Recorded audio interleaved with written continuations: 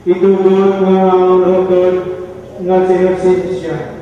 Nakaangit na po kay Kristo sa bangkete nga langitan. Kag nga kami pabasgon sa amon pagtuong kapaglaog sa imo, kag sa amon kapagugma sa isa pag-isa. Ginapangayo namin sa imo, pagi kay Kristo, amon Ginoo. Amen.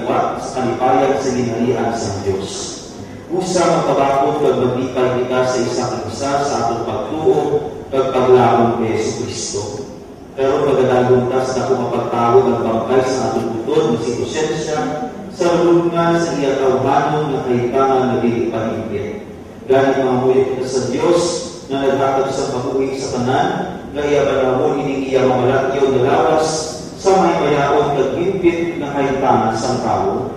Kabay pa si Kristo ang maayong manubantay, magdulong na inosensya sa iya matuod na tuluyan, upod sa amay kat sa tanan ng mga santos sa ginarian sa kapawak at sa paghidalit. Ginoo maluwi ka sa amon, Ginoo maluwi ka sa amon, Kristo maluwi ka sa amon, Kristo maluwi ka sa amon, Ginoo maluwi ka sa amon, Ginoo maluwi ka sa amon. Amay namon, Amay namon kaya ka sa alam, pagkayaan ng umaga, umabot sa aking hinayaan, matupad ang pag-uod sa tuntas sa salamin. Nagkakaroon niya sa karanahan sa matagalaw, pagpatawaran mo kami sa mga salamin. Sige na pinapatawad ang mga kasalanan sa amin, kagbigay pa mga pinawag sa pangalan, pinanawalaw sa mga sa karaan.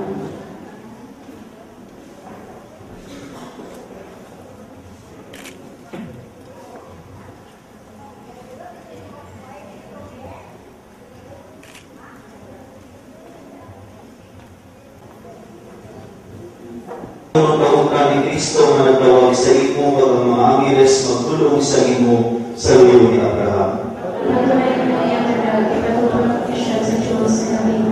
Ginawa kami siya sa kapahuwayan ni Dayon at isitaman mo siya sa iyong kakawak sa diyapon.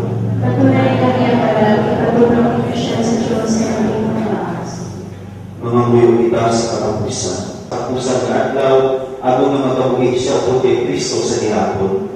Matuna siya karon sa paraiso sa pag-iubod sa iyong mga santos at sa mga himata na nagulungan sa iyan sa mga tayo. Ginapangayo naman ini sa iyong kami kay Kristo, maamang Ginoo. Amen.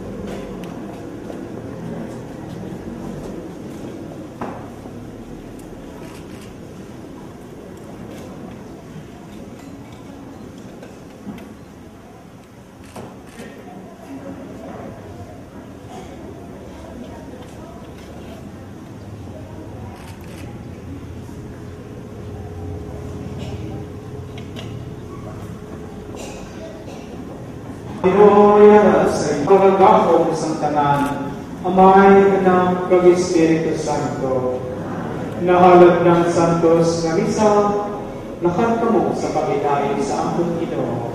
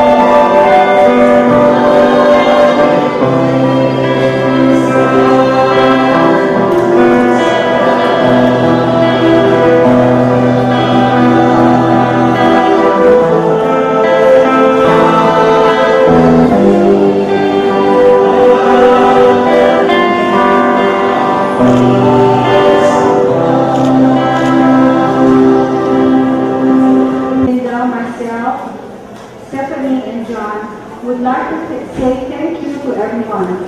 Madamog na salamat sa tanan ng tambong sa pagpauli ng Mama Sing sa iyat Tagtuga. Today we are remembering not the end of her life, but instead how she lived. She was born on July 28, 1929, to Tio Vista and Albino Arlinal in Santa Barbara, Iloilo. She was named Inocencia because she was born on the 28th day of the month, or in the month of December. This day is Holy Innocents' Day. She attended the Iloilo City Colleges and obtained her elementary teacher's certificate. She was a Reina Elena of the barangay in the 1950s.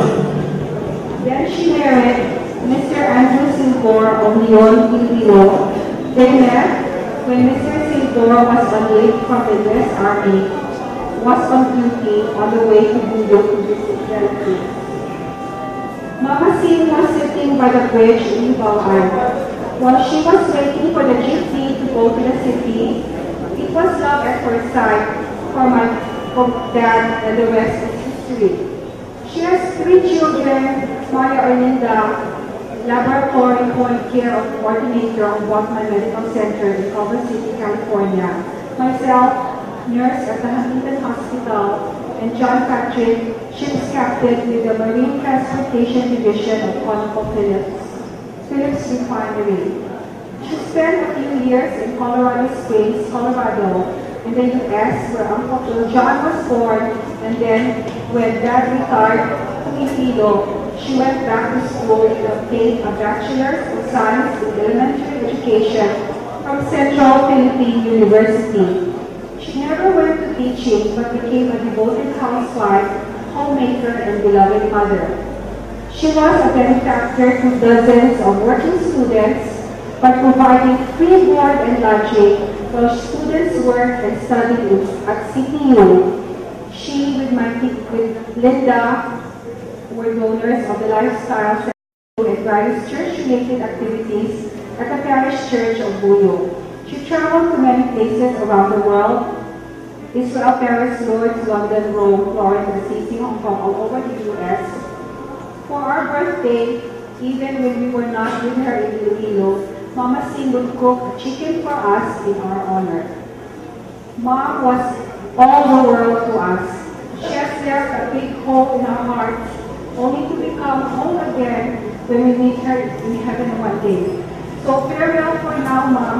Please continue to watch over us until we meet again. Salamat po.